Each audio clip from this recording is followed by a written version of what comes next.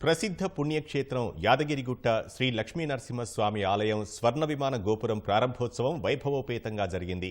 CM సతీ సమేతంగా హాజరై మహాకుంభాభిషేకం సంప్రోక్షణ క్రతువులో పాల్గొన్నారు. మూలా నక్షత్రయుక్త వృషభలగ్న పుష్కరాంశ సుముహూర్తమున శ్రీ సుదర్శన లక్ష్మీనరసింహస్వామి వారికి ముఖ్యమంత్రి బంగారు గోపురాన్ని అంకితం చేశారు.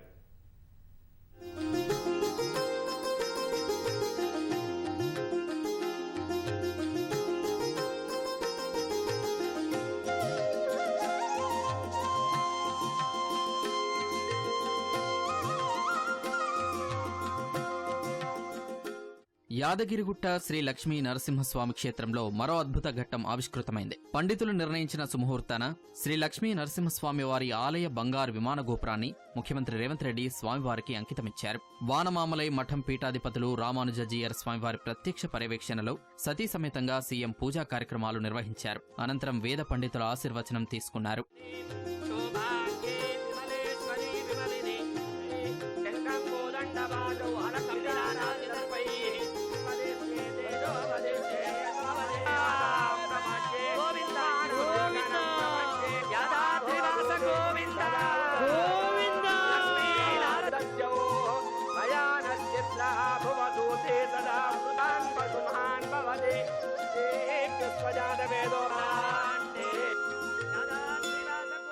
ఆధ్యాత్మిక క్షేత్రంగా విరాజిల్లుతున్న యాదగిరిగుట్ట లక్ష్మీ నరసింహస్వామి ఆలయ దివ్య విమాన గోపురం బంగారు తొడుగులతో కొత్త రూపు సంతరించుకుంది. స్వామివారి ఆలయం దేదీప్యమానంగా వెలుగుతూ ఆకర్షణీయంగా కనువిందు చేస్తోంది. స్వర్ణ విమాన గోపురాన్ని తిలకించేందుకు భక్తులు పెద్ద సంఖ్యలో తరలివచ్చారు.